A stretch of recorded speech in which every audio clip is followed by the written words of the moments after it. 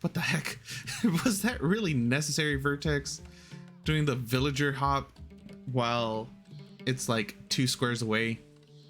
Spawning in the north side of Dry Arabia, we have VerteX as our yellow Malian player. Down south, we have Franklin, our teal Russ. Standard opener for both players. Our Russ going for the hunting cabin first, house, lumber mill. And then that's basically it. He's just going to be getting passive gold. Rest of the villagers, oh, he's going to be going for a second scout out of the TC, third scout out of the hunting cabin. All right, not too shabby. What's your gold at? I think this is going to be about 20 gold. Do I have to switch to his view? No. Okay. This should actually, I don't think that's going to be a 20 gold. That's probably going to be about what is that going to be? That's going to be probably like a 12 gold, 14 gold, something like that. It's not going to be a 18 or 19, I don't think. But up here for our Malian, he is going to be going for a standard 6. Wait, I said Dry Arabia, didn't I? This is Prairie. Yeah, I don't know why I said Dry Arabia. So on the northern end, we have VerteX Yellow Malian on Prairie. Down south, we have Franklin Teal Russ on Prairie. Okay, there you go. Now that we've squared that away. Yeah, that was a little strange. Sorry. I don't know why I thought Dry Arabia for some reason. That was completely off. But both of them are standard openers for both players.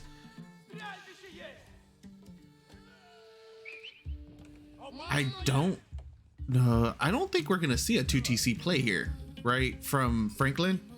I really don't. There's honestly no real way we see well, then again, I rarely ever see a 2TC play from anybody on this map on Prairie, because you don't have that much wood to take advantage of a 2TC play. That's gonna be 400 wood when you're like, you have enough wood for it, don't get me wrong, it's just your wood is very limited and you're gonna have to start venturing off pretty far away from your starting location in order to pick up a lot more wood the longer the game goes. There's a lot of sheep down here for being a freaking 3 scout opener for our Rust player. You can say this guy has 2, this one has 1, this one has 8, so 11 sheep so far. He is going to be picking up a couple more. There's like 6 to 8 sheep down here. That's 3, 4, 5. Dude, I just saw a bunch of sheep. Where did they all go? Oh, they're all right here. Okay, so there's just 4 sheep right there, and then another 7, or total for 7. Okay, alrighty. We have the monster quarry coming down for our Malian player at the front of the base. That'll stay on gold per minute, 75 gold per minute. Over here, Kremlin. That's a decent position. It's gonna protect his gold, his wood line, and potentially it could kind of protect his southern gold as well. He's not gonna have to worry about that for a while, because keep in mind that is an 8k gold vein that's right next to it, and we should be sitting at, once he puts the mining camp down, our Malian player, once he puts the mining camp down, he'll be sitting at 140 gold per minute passively. And you are 17 gold. Okay, so that's a little bit more than I thought. I was thinking it's going to be about 14 to 16 gold, but it's sitting at 17. Not too shabby. Stable coming down. Gonna get those early knights out. For the longest time, I thought that they were early lancers, not knights. Not entirely sure why, but it is what it is. As the great philosophers say, it be what it be.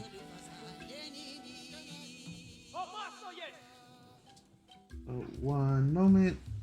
I'm just checking, making sure that the stream is holding, which it is. And I think I'm gonna start streaming my casts as well a little bit more often for those of you interested in catching it live. This is gonna be the first test stream, and it looks like it's holding. It looks like it's holding really well. So I'm very surprised, because when I was doing a couple test streams earlier this week, it wasn't holding at all. I was lagging out. Well, I was dropping a lot of frames. And I tried two different games, I think it was. I think it was only 2 games. The first one was Warframe, and the second one was Atlas Fallen. Scout is out, not a warrior scout. No stables, I don't believe. It just looks like VerteX is gonna try to go into a fast castle. Yeah, it looks like he's gonna just try to go for the fast castle. He can't afford to keep losing houses like this either. Nice boar and wooden fortress here for our Russ. 22 villagers apiece. Second mill coming down. This lumber mill is gonna be in the way. So, oh, I was gonna say the second. If you look at it from this angle, okay. Ooh, is it gonna fit? Yeah, I think it is gonna fit. The second mill, the second cattle ranch should have been placed right here so he could start building outward. But it shouldn't really matter too much,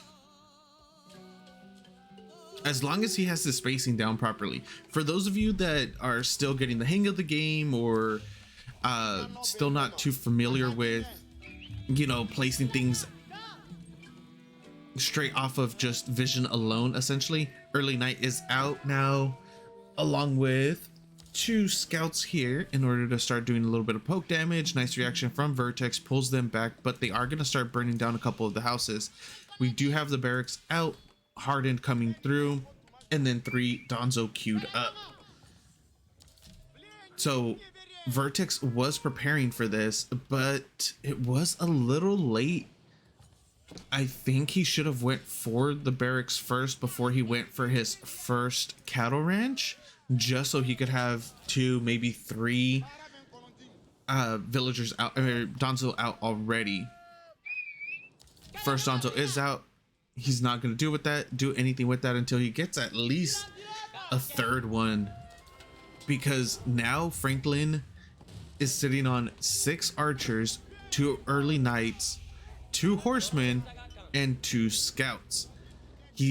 VerteX needs more than just 2 Donzo to deal with this, especially once the archers make it here. He's gonna be in a world of hurt. The Donzos are only going to be able to chuck a spear every so often in order to try to push off the early knights. The scout is pretty low, so he could just snipe that off real decently quick. Maybe are the spears available? Yes. Instead, he is going to be throwing it onto the early knight instead. Honestly, I would just try to pick off whatever I could, get the scout. The first javelin thrower is on the field, so it'll start to poke down these archers, but VerteX does need to be careful and not get counter sniped, because those archers could just turn and kill the javelin pretty quickly for free.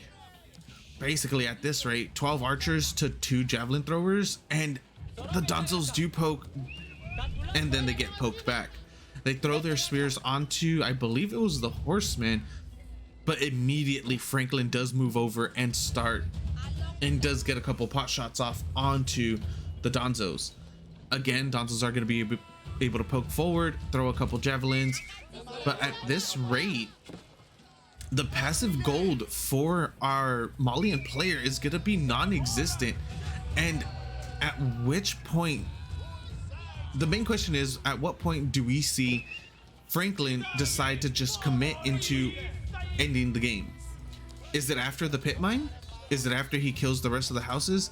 Because VerteX is currently sitting at 42 out of 55, so he will be getting supply block pretty soon. He does have enough wood in order to start building a couple more houses, even building a second pit mine, which he is.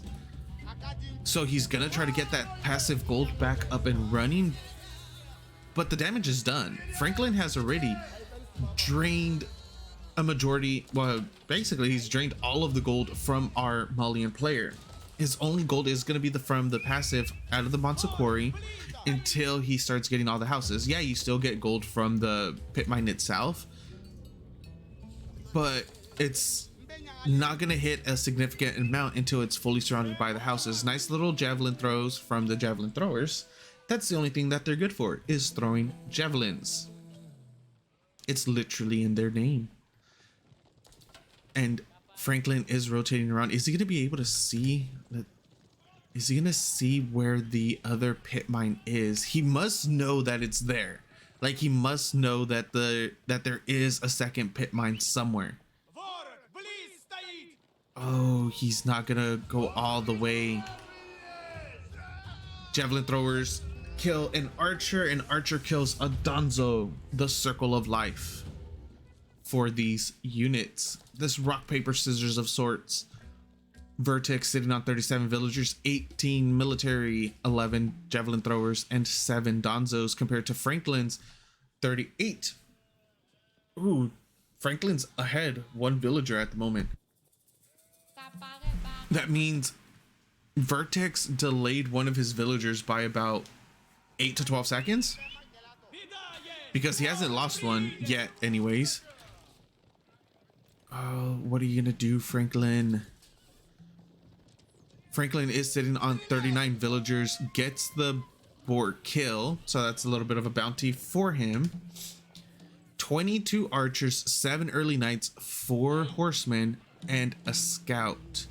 He is gonna see all of the food up here, all the cattle ranches.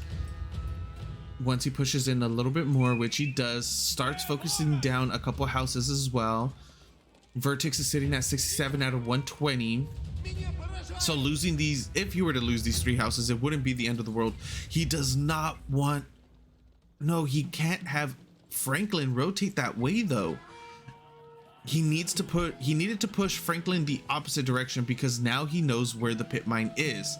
Yes, the secondary pit mine, or the secondary pit mine, is built again, which is where the primary one used to be, but he's given up this location.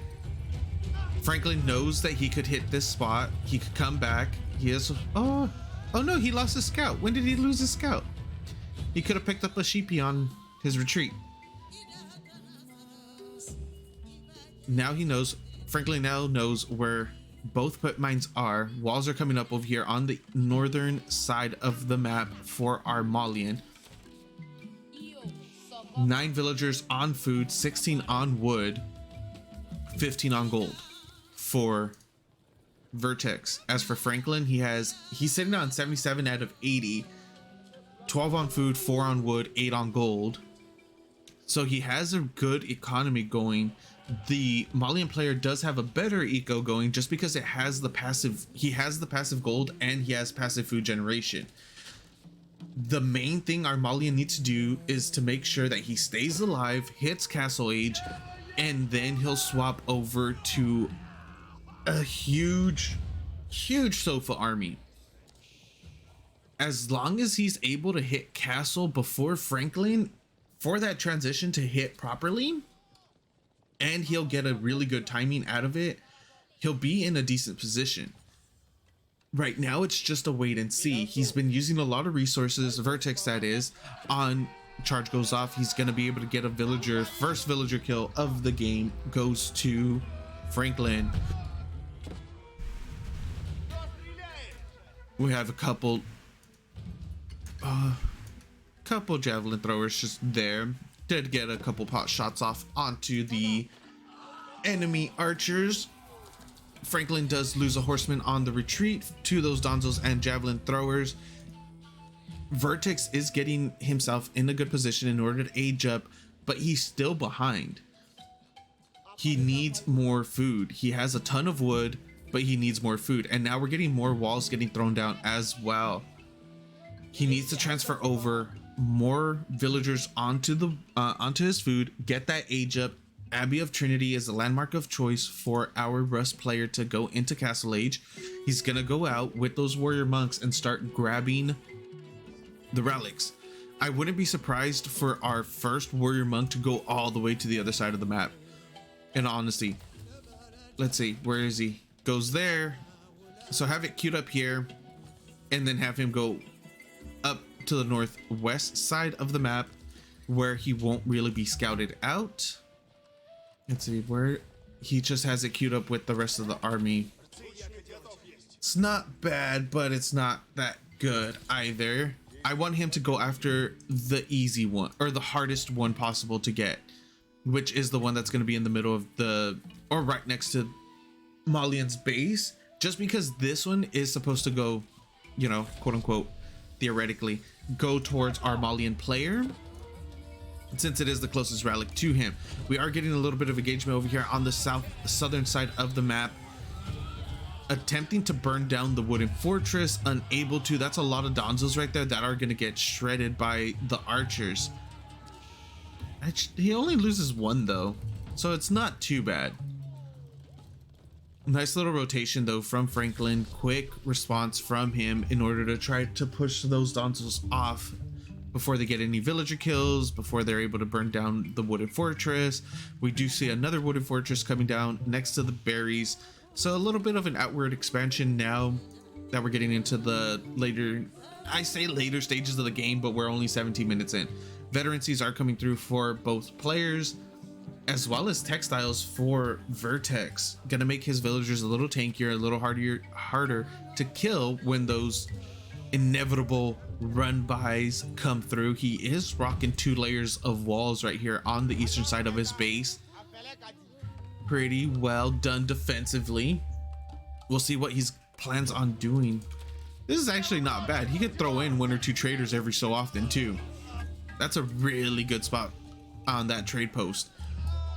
Franklin is losing a few archers on the retreat. Also gives up a knight for free right there. Another archer potentially going to be going down. Nice pick off, or nice picks from our Malian player. We'll be getting this hunting cabin, generating 11 gold a minute, generating 0 gold a minute now because it doesn't exist. Rotating to the northern side of the map. See what he does. He's putting himself in a really good position. He's played his defenses have been good. He didn't overextend. He was playing very passively. He didn't want to underestimate Franklin's military, and he was just kind of there was kind of like an ebb and flow right there, right? So Franklin didn't want to overcommit on his aggression because he wasn't 100% sure what VerteX had. VerteX didn't want to overextend on his defense because he wasn't sure what Franklin was going to be doing on the background. If it was going to be an overcommittal, or if he was going to, a little bit of an attack right here, potential, commit. Neither player decides to commit. That's fine. So since neither player was 100% sure what the other one was doing, since of course in an RTS you're never going to know 100% what's happening, it made sense for how it ended up playing out. Complete massive whiff right there on the first Mangonel shot. We are going to be getting a charge from those knights onto the javelin throwers. Huge shots from those donzos onto the knights, onto the horsemen. But this is the part where the math gets a little wonky, because with the amount of javelin throwers that VerteX has, they completely overkill units, massively overkill archers. So if you have the micro for it, it's best for you to try to highlight a box of javelin throwers, right click, right, you know, get that, maximize the amount of damage you're doing by spreading it across. Another thing that you're gonna have to eventually do is start doing a huge transition into Archer Sofa behind this, because Donzo Javelin Thrower, they just overkill. They just overkill so much that they're not very, it's not very cost effective, right? We'll see what ends up happening. We already see that Sofa transition. VerteX sitting on 61 villagers. There were 7, oh yeah, 7 villagers did go down over here on the western side of the map. VerteX sitting on 61 villagers, 107 military. He decides to go in straight into the Rust base in order to try to pick off this Manga now. It's getting mass repaired though. Huge shot onto those javelin throwers. Full surround does happen. Villagers stopped repairing. They are able to pick off the Manga now, but at what cost? VerteX ends up losing a huge part of his military, which are those Donzos, and now he's pushing forward with a significant army, doing a wraparound on the Donzos with the archers, with the horsemen, and the early knight, or excuse me, not early knights anymore, they're just straight up knights at this point. And now the knights, horsemen are getting into the back line, attempting to kill off whichever or however many javelin throwers he potentially can. On the retreat, the javelin throwers are able to kill a few more knights. The militia have been called. Stabby stab, free units, stabby stab. Nice little control right here, nice little control right here from our Malian player, but these militia are getting a wraparound on the javelin throwers. Sofas are coming back in order to help defend this. I don't know exactly what our Rust player is going to be able to do at this point. There's been so many units lost right there, and GG does get called. Game goes to VerteX, our yellow Malian player. Thank you guys so much for watching. I hope you enjoyed. I'll see you next time.